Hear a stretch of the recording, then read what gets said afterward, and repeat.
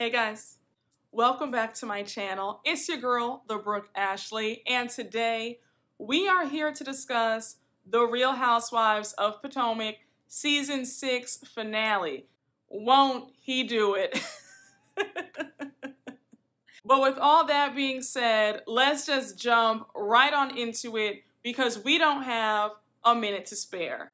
We start off the episode with Karen and Ray. They're at home FaceTiming with their wedding coordinator. And so Karen lets her coordinator know that their daughter Raven won't be in attendance because she's sick. So Karen's really bummed about that. But on the flip side, her son Brandon will be there to give her away. Now remember that Karen's son Brandon is from her first marriage. So Karen says in her confessional that her and Ray's marriage is an example to Robyn and Gizelle. I said, Karen, if you don't stop it, let's not get ahead of ourselves, because we remember last season where Ray wasn't telling you that he loved you and you were crying about that.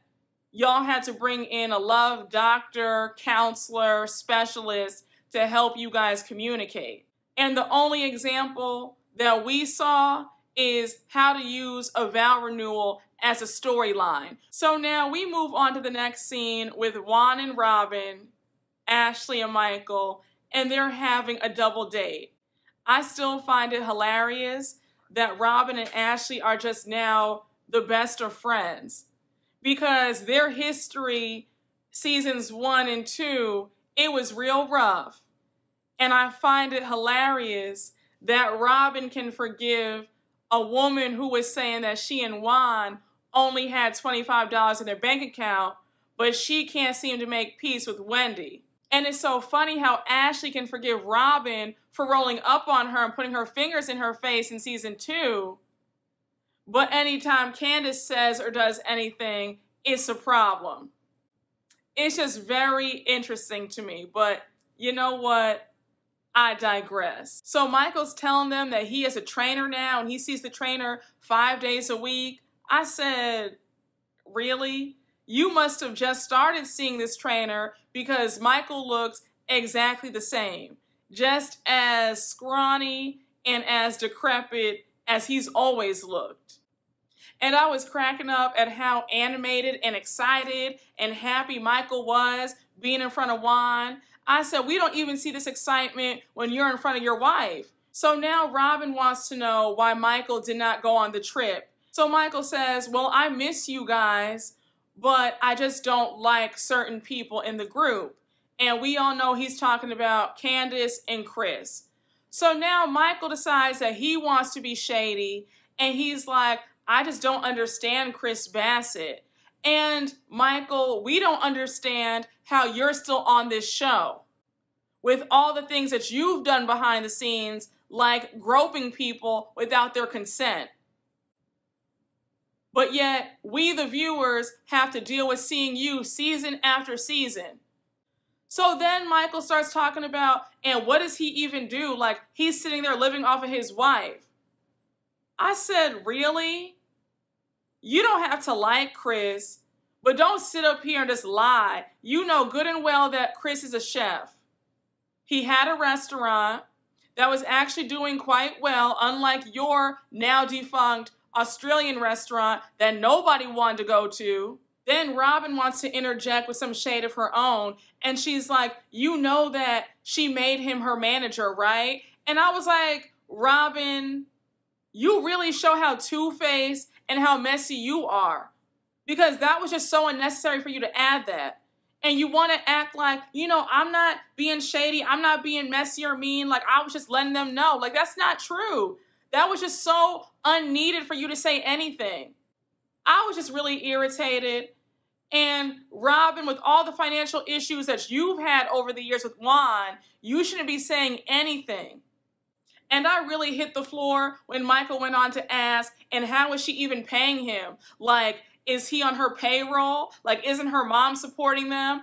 I said, Michael, but aren't you supporting Sheila, Ashley's mom? Let's talk about that. Like, y'all seem real bothered that this black woman came from a little Cohen because both of her parents are doctors and her parents can take care of her. Meanwhile, Ashley can't say the same because Michael takes care of Ashley's mom, Sheila.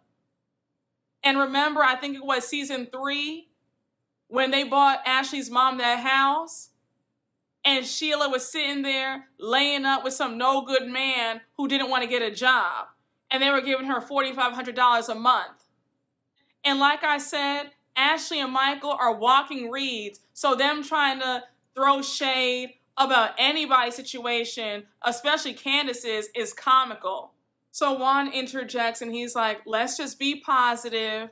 And then Ashley's like, let's just change gears here. So what are y'all doing about another baby? Like, I just see another baby Dixon in your future. So Robyn and Juan are both like, I mean, we're not really trying to have a kid right now. Like, it's not really on our radar.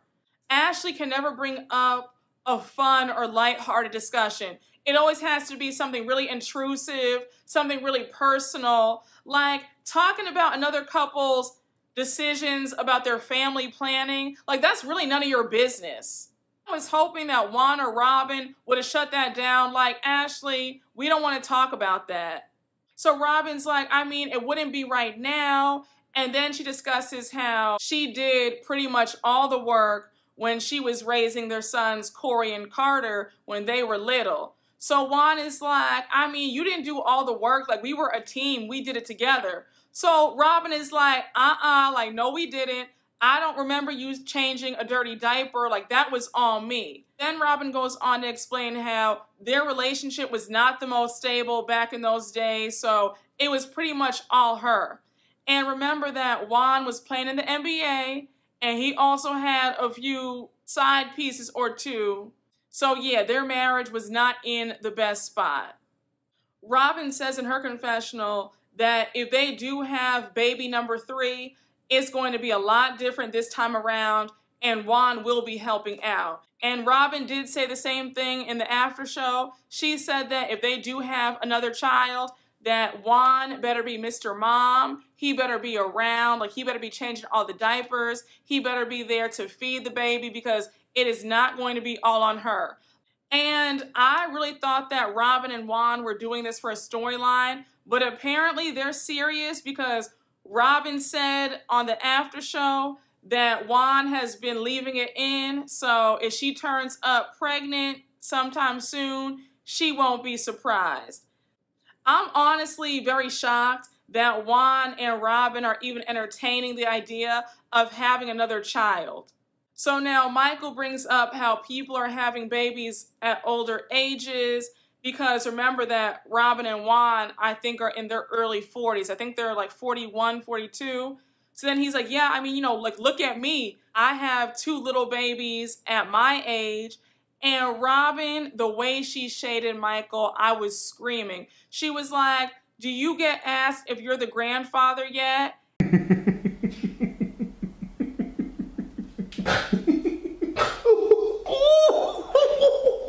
I was in tears. I said, Robyn, no, you didn't. I said, Robyn, you know you are dead ass wrong to ask such a shady question. Even though she wasn't lying because Michael looks every bit of those boys' grandfather. The only reason why we know that he's their father is because he's on the show. But if we saw him out and about, I'd be like, oh, like that's a granddad with his grandchildren.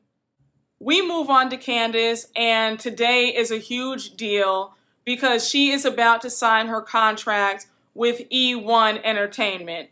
She is just over the moon. So she's with her mom, Dorothy, and her husband, Chris. They arrive, and I was just laughing at how Dorothy was just so excited, and she's just smiling. I said, girl, what are you smiling for? The way you did your daughter at her video shoot, talking about her husband like a dog to Mia? Stop. So Candice's attorney, the co-writer, and one of the E1 music executives is there, and they're explaining the process to Candice, how they're going to do like 6 weeks of planning, and how they're going to roll out each of her singles.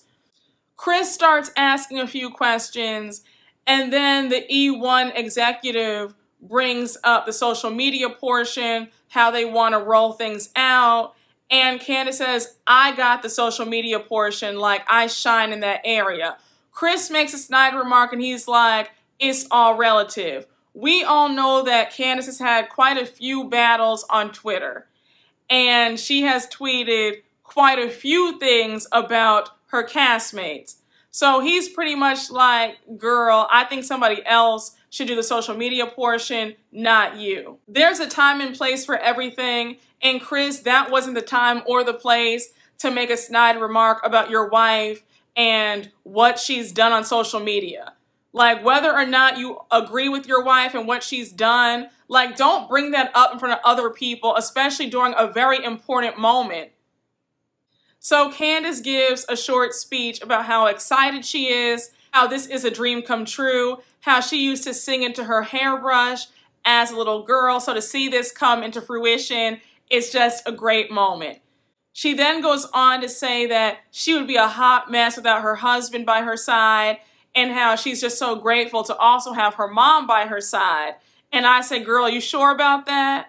Because the way Miss Dorothy showed her entire ass at your video shoot, that's not any motherly support that I would want.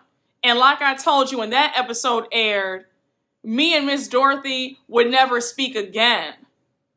Because for a mom to do that to their own child, you've got to be kidding me. Candice signs her contract and she is all set.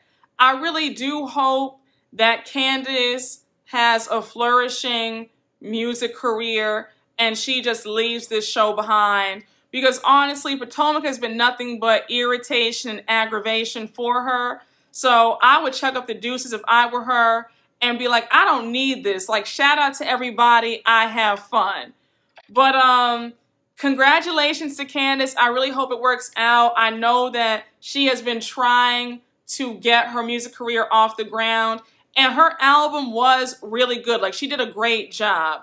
And Candice, before season 7 starts, please secure a Kleenex commercial, okay? Like, get that tissue money too, all right? We move on to Robyn and Juan. They are in Robyn's new warehouse space. She is super excited. And she's just, bringing all of her inventory in. Because remember that her hat line Embellished is doing really well. So she needed more space.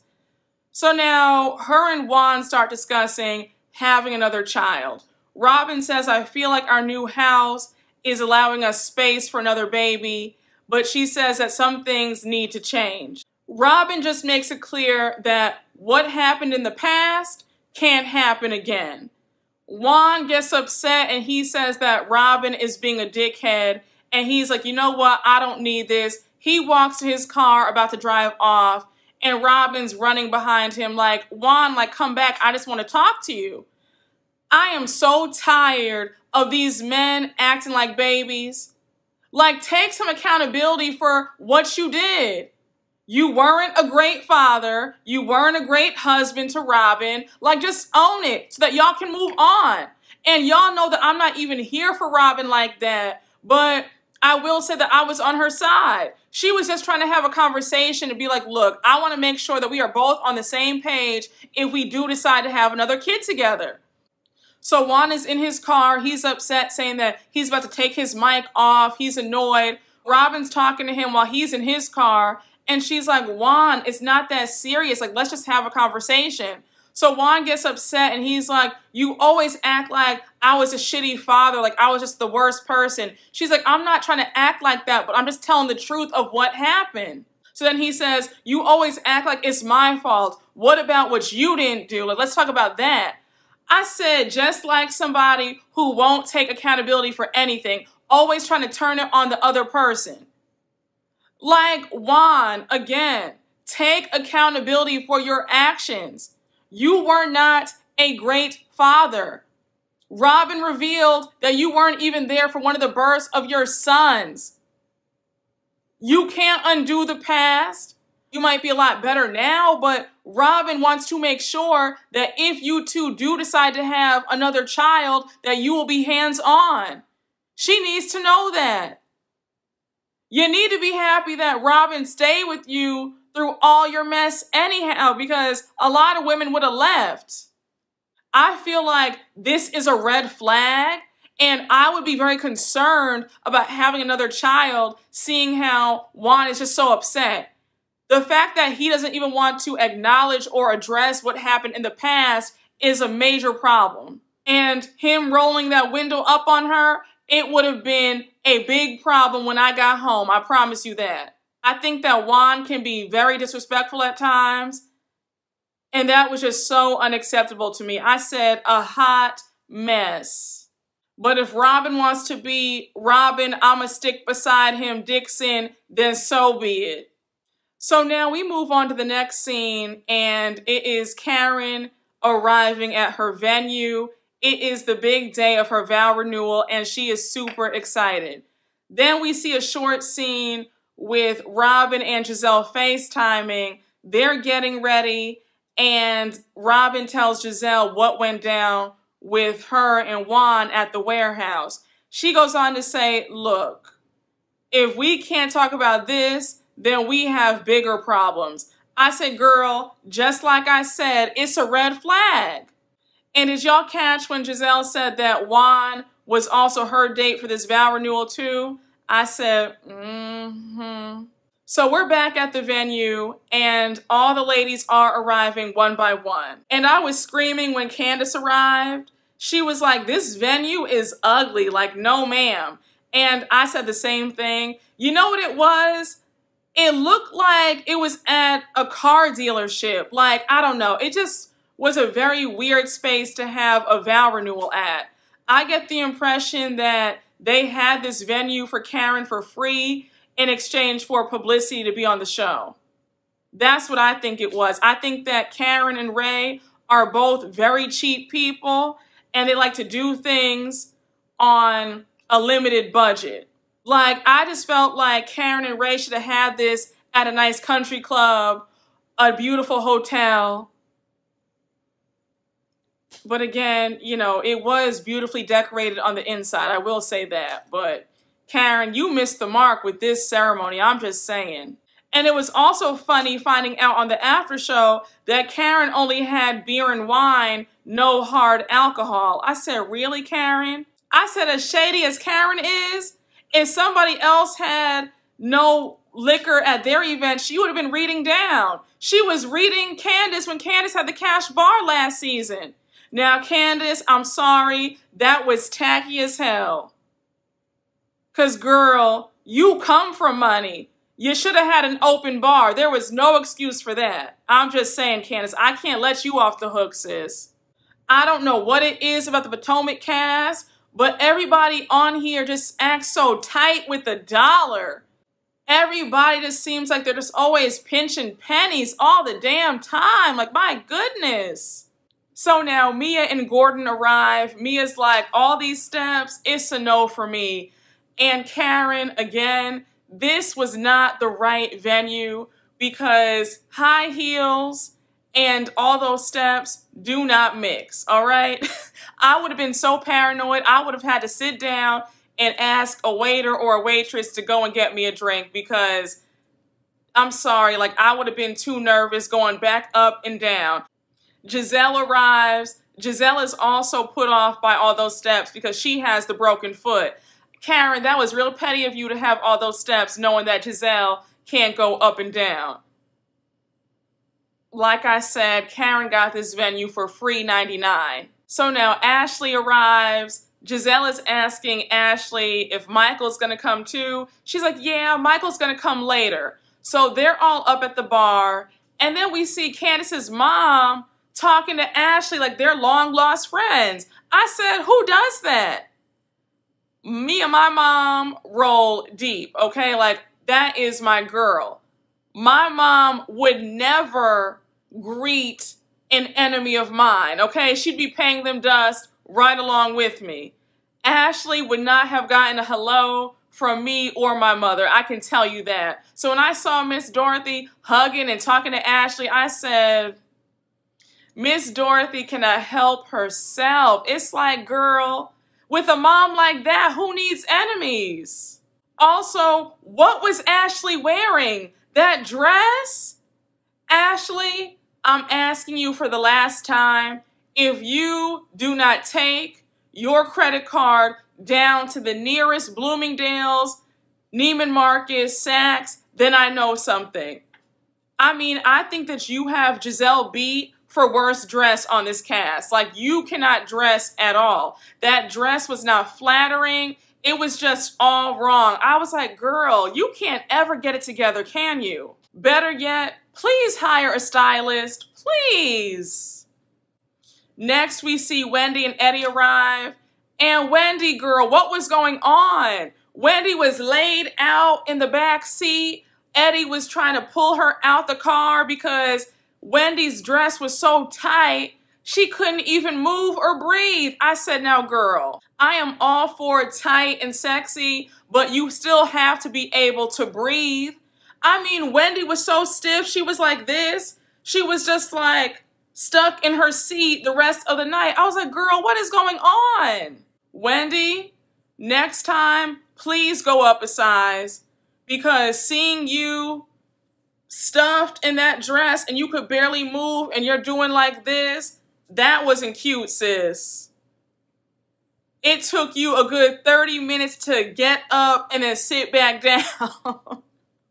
So when Wendy goes inside, she's greeting everybody. She even says hello to Robyn, but she doesn't say hello to Gizelle. So Candice goes on to ask Wendy if she said hi to Gizelle, and Wendy's pretty much like, no, I didn't. So now you hear Gizelle telling everybody that Wendy didn't say hi to her and how it's because Wendy's insecure. I said, girl, Wendy doesn't like you, but she's not insecure. Like, Gizelle always has to come up with a reason as to why somebody does not want to speak to her. Have you ever thought maybe you just have a bad attitude and you're nasty to people? That's why people don't want to be bothered with you. It's never you, right? It's always the other person is the problem. Everybody can't be wrong about you, Gizelle. Everybody can see that you have a bad attitude and you expect people to kiss your behind. And when somebody doesn't do it, now you want to be upset about it. And if you're so unbothered about Wendy not speaking to you, why are you so pressed telling everybody at the table that she didn't say hi to you? Let it roll off your back if you don't care then. So Gizelle and Juan are sitting down at the table, and Juan wants to know all about Gizelle's dating life. He's like, are you seeing anybody? Like, what's going on? So she says that she's dating this commentator who's a lot younger than her. He's 34 years old. And while she's talking, she holds up her bag to cover her face because she doesn't want the producers to hear her or see her. I said, girl, you forgot that you're mic'd up. So even if you block out your face, we can still hear everything that you're saying. Like, I don't understand why you're going through all these lengths to keep it a secret when you are on a reality show. So now we see in Gizelle's confessional, the producers asking her about this mystery man, and Gizelle keeps saying, none of your business. Like, it's none of your business. I'm not telling you. If you ask me another question, I'm going to keep saying that it's none of your business. I said, again, the whole point of being on a reality show is to share your life. And seeing how Gizelle is always inserting herself in other people's business, it's only fair that somebody asks about what's going on in your personal life, right? So mind you, Gizelle, Juan, Robyn, Ashley, Candice, and Chris Bassett are all at a table together. And then Mia and Gordon and Wendy and Eddie are at another table together. And I'm going to be so honest with you, I completely forgot about Escala in this episode. Like, she really didn't make an appearance. We only saw her about like 1 or 2 times, and that was it. But she did look very pretty, and we saw that she came in with a very nice gift from Tiffany's, by the way. Again, Escala has that good home training. She never leaves the house without a gift. I know that's right. Then we see Ashley and Candice and Chris Bassett and like Juan having a conversation about rings. Candice goes on to ask Ashley if Michael wears his ring. Ashley says that he doesn't because he has some sort of knot in his finger. I said, of course he would have some sort of ailment. I said, you have got to be kidding me. Michael, of all people, needs to have a ring on that finger. Child, please. He doesn't wear a ring because of a knot. I said, okay, Ashley. So then Juan starts joking about how he might wear his ring for a year after they get married. And Robyn was looking at him like, Juan, you better wear your ring. I said, Robyn, you aren't scaring a soul. He knows that if he wears his ring or doesn't wear his ring, you will still be there at the end of the day with open arms. So stop it. So all of a sudden, Karen comes out. There's no warning or anything. It was just really abrupt. Honestly, the ceremony looked really dull and just dry. Karen and Ray are reading their vows to each other. And I was like, that's it? I don't know. It just seemed like nobody was excited. Like the energy in the room just felt very just stale. And I was cracking up because Candice said the ceremony was like 7.5 minutes long and Karen couldn't even walk down the steps. Because remember that Karen and Ray were up at the top of the steps and everybody else is down on the first floor watching them. And you could hardly see them because of the staircase. I said, Karen did not think this through. I felt like she should have had this at a different venue because nobody could even see them. Now Karen and Ray start dancing. Macy Gray is there. Her and Karen met some years ago and they've become great friends. And I was screaming because when Macy Gray was singing, everybody at the table was like, is that Macy Gray? I was laughing because, I mean, I haven't heard Macy Gray's name be mentioned in a minute. Michael finally arrives, and I thought it was so strange when Ashley came running out to the parking lot to give him a big hug. I was like, Ashley, he's going to be going inside the venue. You'll see him then. She was just doing the absolute most. So now they go into the venue and everybody is introducing themselves to Michael. Gordon's like, hey, Michael, it's nice to finally meet you. Then, you know, Ray comes over to greet Michael. And I was cracking up because Mia said, okay, like, Michael is a real person. He's alive. He exists. Like, he's here. Because remember that Michael has not been around the group whatsoever. So while Michael's talking to the guys, we see Candice telling Escala all about Michael. She's like, yup, that's him. And even though I don't like Ashley, I will say that I just don't think that he is morally good for her. Like, I just don't like him whatsoever. He's a creep. He's a weirdo. He's just a nut. So Michael's talking to all the guys. Chris Bassett is visibly uncomfortable because remember that he and Michael can't stand each other. So then we see Gizelle greeting Michael with a big old hug. Again, it's just hilarious to me how Gizelle now has this soft spot for Ashley and Michael when she couldn't stand either of them when they came on this show. And she was one of the main ones who found Michael to be creepy and just weird. And to see her just being so nice to him, I said, okay, girl. So anyhow, the food is served, everybody's eating, and of course you can cut the tension with a knife because Michael and Chris Bassett don't speak. And also Candice and Ashley and Michael all have beef, okay? So it's just a mess. Now all of a sudden Juan wants to play peacemaker and he's like, you know what, guys? I think that a conversation needs to be had. I feel like you guys need to settle this regarding Michael and Chris Bassett. I said, Juan, you can't even have a conversation with Robyn. Now, all of a sudden, you want to get in between Chris Bassett and Michael? So now Gizelle interjects and says, look, Michael and I didn't see eye to eye. We didn't get along at one point, but now we're fine. So then Michael says, well, that's because you're a very intelligent person, Gizelle. I said, Michael, who are you to validate anybody's intelligence? So now Chris jumps in and says, look, I'm just going to say this, but whatever happened at Robyn and Juan's engagement party, let's just move on from it because, you know, I'm over it. Michael says that you are mean to my wife and I didn't like that. So then Michael goes on to say to Chris that he needs to be a man and just apologize. I said, Michael, what planet are you living on? You started the whole entire thing. You were sitting there being rude and nasty, antagonizing Chris Bassett, saying that he needs to control his wife. Like, you were wrong. It's crazy that Michael and Ashley are both two people who cannot take accountability for anything. They say and do nasty things to people, but then they want to play the victim. That's just not how this works. So Juan walks over to sit next to Michael and he's like, look, let's just squash it, like have a conversation and let's just move on from this. So then Robyn jumps in and says, Michael, you can't act like you did nothing wrong because you played a part in this as well. And she's right. I don't think that Chris needs to give Michael any apology. If Bravo has to fire one person, can you please let it be Ashley?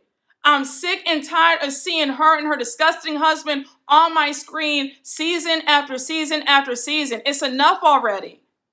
So Candice is getting annoyed by all the back and forth, and because she can't stand Michael, she's just like so over it. She says, you know what, I'm leaving. This is just the whitest privilege that I have ever seen before. So she gets up. Michael's like, what did she say? What did she say? Like, what? Privilege, white privilege. Like, what? What does that mean? Like, this girl in her mouth, it's just so obscene. I said, her mouth is no worse than your wife's mouth. And I was cracking up that Ashley was at the bar while all this was going down. Because had Ashley been at that table, things would have gone left. And then Candice and Ashley would have been going at it. And then everybody would have blamed Candice for ruining Karen's vow renewal ceremony. So I was very happy that they were both away from all the mess, especially Ashley. Candice is just so disgusted. She's away from the table. And she says that Michael has no problem forsaking his own wife to degrade himself in his own disgusting desires. I said, woo! I said, woo, that is some shade for that ass, okay? A mess. So then Juan is like, let's just move on from this. Michael says that he doesn't really have any issues with Chris. Gizelle interjects and says, and moving forward, no more disrespecting each other's wives. Gizelle, tell Michael that, because Michael has been very disrespectful to Candice. Chris Bassett has been very nice to Ashley. So everybody at the table is trying to get Michael and Chris Bassett to hug it out. And Michael and Juan end up hugging it out. I said, you really can't make this up. So then Juan goes back to his seat. And did y'all notice that Michael winked at Juan? I said, if he would only give this same energy to Ashley, the woman that he married. But I digress. Karen and Ray cut the cake. Robyn's talking about she's in no rush to get married and plan a wedding because they're still building their home. I said, okay, Robyn. Girl, plenty of people build homes and plan weddings at the same time. But again, Robyn just has more stories than a comic book when it comes time to discussing her and Juan's relationship. Now we see Chris and Candice talk on the side. Chris is really annoyed at Candice over that white privilege comment. He's like, you don't have to say everything that comes to your mind. So now they get into it and Candice curses at him. She tells him like to shut the F up and then she walks away. I've said it once, I'll say it again. I hate the way Candice and Chris speak to each other when they're angry. That cursing at each other has got to stop. I'm like, how disrespectful. I understand you're mad, but to tell your partner, shut the F up, like, girl, really? And Chris does the same thing to her. I'm like, y'all have got to find better ways to communicate because this ain't it. So as always, since it's the season finale, we see what all the ladies are up to. Wendy is writing a memoir. Her candle line is doing well. Mia and Gordon are building a new house. And I was laughing because it said that they're going to like build a suite for her mom. I said, that's the wrong idea. Mia and her mom seem like that relationship is on ice. I don't think that that mom needs to be staying for extended periods of time or living with them. That's the wrong road, child, but good luck to them in this new house. We find out that Gizelle and her mystery man have broken up and how she is still working on Hotel Gizelle and working on being more emotionally available. Robyn's new home is all ready and built. They've moved into it. And then with Candice, we see that Chris and her mother, Dorothy, are not on speaking terms. And we all know the reason why, because he is pissed off, rightfully so, about the nasty comments that she was making with Mia at Candice's video shoot. But that was the finale. That was the season. The reunion looks like it's going to give us something that we can feel. Now, I will be honest with you guys.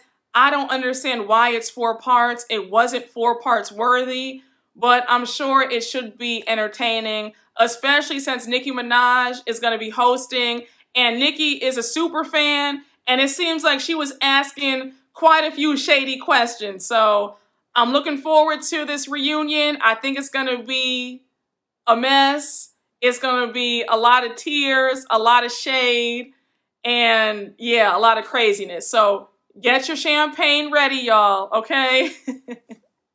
But guys, I hope you all enjoyed my recap. Thank you all for watching. And as always, make sure to like, comment, and subscribe. And I will see you all later. Bye.